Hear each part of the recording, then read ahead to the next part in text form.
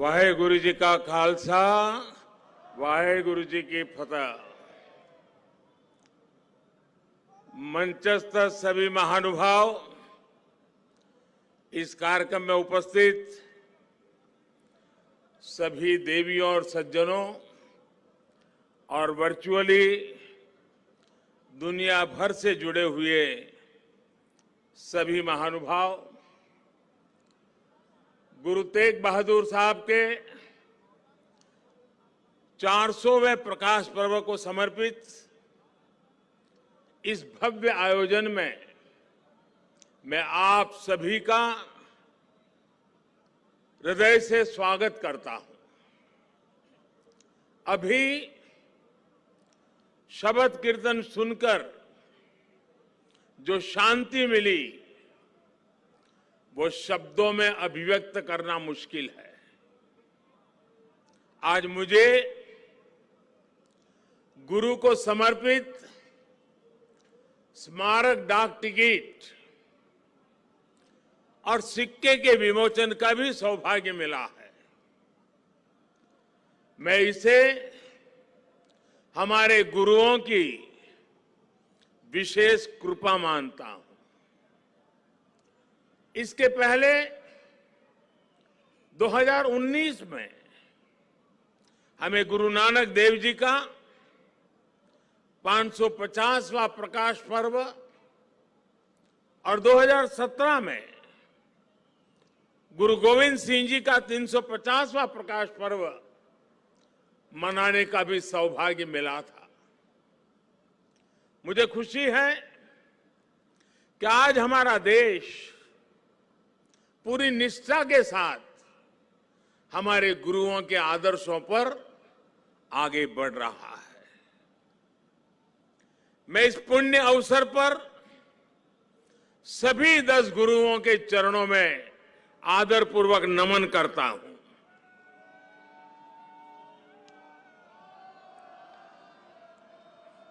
आप सभी को, सभी देशवासियों को और पूरी दुनिया में गुरुवाणी में आस्था रखने वाले सभी लोगों को मैं प्रकाश पर्व की हार्दिक बधाई देता हूं। साथियों, ये लाल किला कितने ही अहम कालखंडों का साक्षी रहा है। इस किले ने गुरु तेग बहादुर साहब की शहादत को भी देखा है और देश के लिए मर मिटने वाले लोगों के हौसले को भी परखा है। आजादी के बाद के 75 वर्षों में भारत के कितने ही सपनों की गूंज यहां से प्रतिध्वनित हुई है।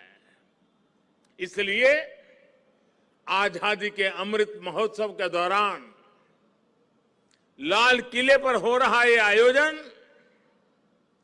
बहुत विशेष हो गया है। साथियों, हम आज जहां हैं, अपने लाखों करोड़ों स्वाधीनता सेनानियों के त्याग और बलिदान के कारण है। आजाद हिंदुस्तान,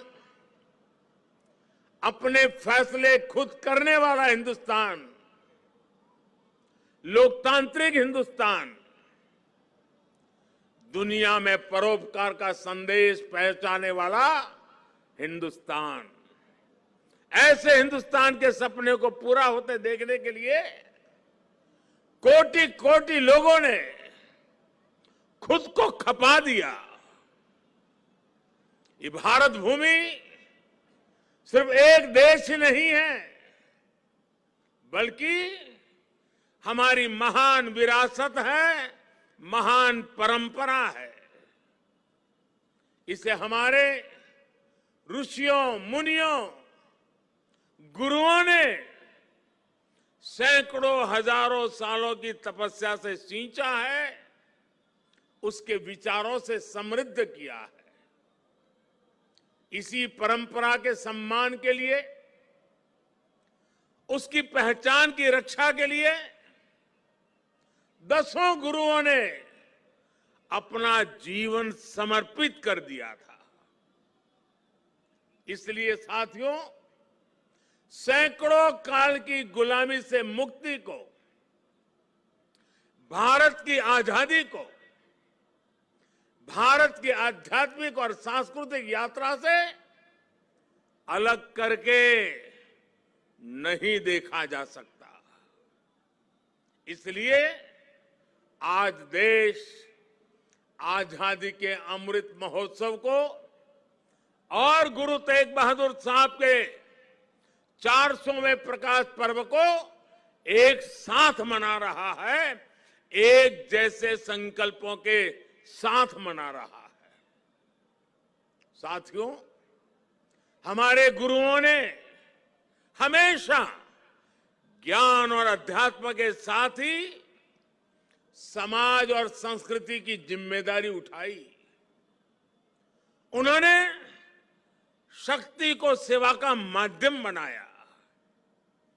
जब गुरु तेग बहादुर साहब का जन्म हुआ था तो गुरु पिता ने कहा था, दिन रक्ष संकट हरण, दिन रक्ष संकट हरण, यानी ये बालक एक महान आत्मा है, ये दिन दुखियों की रक्षा करने वाला, संकट को हरने वाला है।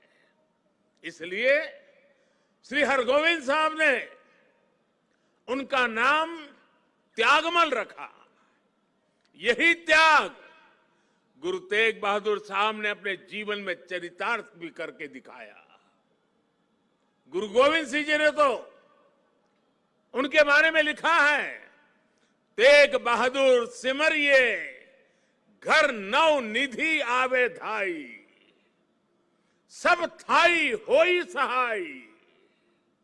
अर्थात गुरु तेग बहादुर जी के सुमिरन से ही सभी सिद्धियां अपने आप प्रकट होने लगती हैं।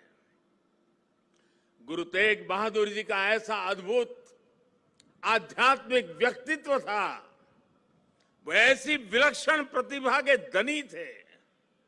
साथियों, यहां लाल किले के पास, यहीं पर गुरु तेग बहादुर जी के अमर बलिदान का प्रतीक गुरुद्वारा शीशगंज साहब भी है। ये पवित्र गुरुद्वारा हमें याद दिलाता है कि हमारी महान संस्कृति की रक्षा के लिए गुरु तेग बहादुर जी का बलिदान कितना बड़ा था। उस समय देश में मजहबी कट्टरता की आंधी आई थी। धर्म को दर्शन, विज्ञान और आत्मशोध का विषय मानने वाले हमारे हिंदुस्तान के सामने ऐसे लोग थे जिन्होंने धर्म के नाम पर हिंसा और अत्याचार की पराकाष्ठा कर दी थी। उस समय भारत को अपनी पहचान बचाने के लिए एक बड़ी उम्मीद गुरु तेग बहादुर साहब के रूप में दिखी थी। औरंगजेब की आतताई सोच के सामने उस समय गुरु तेग बहादुर जी हिंद दी चादर बनकर, एक चट्टान बनकर खड़े हो गए थे। इतिहास गवाह है कि वर्तमान समय गवाह है और ये लाल किला भी गवाह है कि औरंगजेब और उसके जैसे अत्याचारियों ने भले ही अनेकों सिरों को धड़ से अलग करा, लेकिन हमारी आस्था को वो हमसे अलग नहीं कर सका। गुरु तेग बहादुर जी के बलिदान ने भारत की अनेकों पीढ़ियों को अपनी संस्कृति की मर्यादा की रक्षा के लिए, उसके मान सम्मान के लिए जीने और मर मिट जाने की प्रेरणा दी है। बड़ी बड़ी सत्ताएं मिट गई, बड़े बड़े तूफान शांत हो गए, लेकिन भारत आज भी अमर खड़ा है। भारत आगे बढ़ रहा है। आज एक बार फिर दुनिया भारत की तरफ देख रही है। मानवता के मार्ग पर पथ प्रदर्शन की उम्मीद कर रही है। गुरु तेग बहादुर जी का आशीर्वाद हम नए भारत के आभा मंडल में हर और महसूस कर सकते हैं। भाइयों और बहनों, हमारे यहां हर कालखंड में जब जब नई चुनौतियां खड़ी होती है तो कोई न कोई महान आत्मा इस पुरातन देश को नए रास्ते दिखाकर दिशा देती है। भारत का हर क्षेत्र, हर कोना हमारे गुरुओं के प्रभाव और ज्ञान से रोशन रहा है। गुरु नानक देव जी ने पूरे देश को एक सूत्र में पिरोया। गुरु तेग बहादुर जी के अनुयायी हर तरफ हुए। पटना में पटना साहिब और दिल्ली में रकाबगंज साहिब, हमें हर जगह गुरुओं के ज्ञान और आशीर्वाद के रूप में एक भारत के दर्शन होते हैं। भाइयों और बहनों, मैं अपनी सरकार का सौभाग्य मानता हूं कि उसे गुरुओं की सेवा के लिए इतना कुछ करने का अवसर मिल रहा है। पिछले वर्ष ही हमारी सरकार ने साहिबजादों के महान बलिदान की स्मृति में 26 दिसंबर को वीर बाल दिवस मनाने का निर्णय किया है। सिख परंपरा के तीर्थों को जोड़ने के लिए भी हमारी सरकार निरंतर प्रयास कर रही है। जिस करतारपुर साहिब कॉरिडोर की दशकों से प्रतीक्षा की जा रही थी, उसका निर्माण करके हमारी सरकार ने गुरु सेवा के लिए अपनी प्रतिबद्धता दिखाई है। हमारी सरकार ने पटना साहिब समेत गुरु गोविंद सिंह जी से जुड़े स्थानों पर रेल सुविधाओं का आधुनिकीकरण भी किया है। हम स्वदेश दर्शन योजना के जरिए पंजाब में आनंदपुर साहिब और अमृतसर में अमृतसर साहिब समेत सभी प्रमुख स्थानों को जोड़कर एक तीर्थ सर्किट भी बना रहे हैं। उत्तराखंड में हेमकुंड साहिब के लिए रोपवे बनाने का काम अभी आगे बढ़ रहा है। साथियों, श्री गुरु ग्रंथ साहिब जी हमारे लिए आत्म कल्याण के पथ प्रदर्शक के साथ साथ भारत की विविधता और एकता का जीवंत स्वरूप भी है। इसलिए जब अफगानिस्तान में संकट पैदा होता है, हमारे पवित्र गुरु ग्रंथ साहिब के स्वरूपों को लाने का प्रश्न खड़ा होता है, तो भारत सरकार पूरी ताकत लगा देती है। हम न केवल गुरु ग्रंथ साहिब के स्वरूप को पूरे सम्मान के साथ शीर्ष पर रखकर लाते हैं, बल्कि संकट में फंसे अपने सिख भाइयों को भी बचाते हैं। नागरिकता संशोधन कानून ने पड़ोसी देशों से आए सिख और अल्पसंख्यक परिवारों को देश की नागरिकता मिलने का रास्ता साफ किया है। ये सब इसलिए संभव हुआ है क्योंकि हमारे गुरुओं ने हमें मानवता को सर्वोपरि रखने की सीख दी है। प्रेम और सौहार्द हमारे संस्कारों का हिस्सा है। साथियों, हमारे गुरु की वाणी है, भय काहू को देत नहीं, भय काहू को देत नहीं, नहीं भय मानत आन, कह नानक सुनी रे मना, ज्ञानी ताही बखानी। अर्थात ज्ञानी वही है जो न किसी को डराए और न किसी से डरे। भारत ने कभी किसी देश या समाज के लिए खतरा नहीं पैदा किया। आज भी हम पूरे विश्व के कल्याण के लिए सोचते हैं, एक ही कामना करते हैं।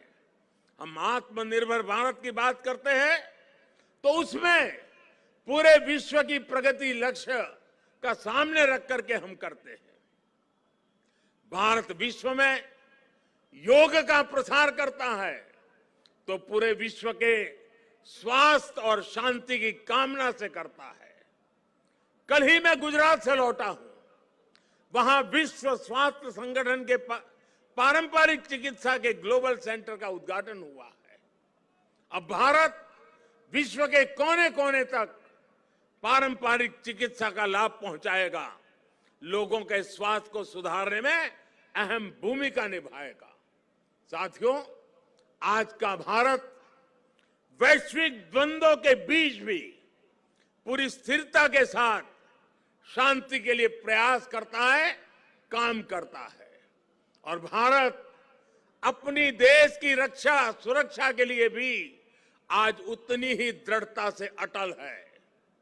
हमारे सामने गुरुओं की दी गई हुई महान सिख परंपरा है। पुरानी सोच, पुरानी रूढ़ियों को किनारे हटाकर गुरुओं ने नए विचार सामने रखे। उनके शिष्यों ने उन्हें अपनाया, उन्हें सीखा। नई सोच का ये सामाजिक अभियान एक वैचारिक इनोवेशन था। इसलिए नई सोच, सतत परिश्रम और 100% समर्पण ये आज भी हमारे सिख समाज की पहचान है। आजादी के अमृत महोत्सव में आज देश का भी यही संकल्प है।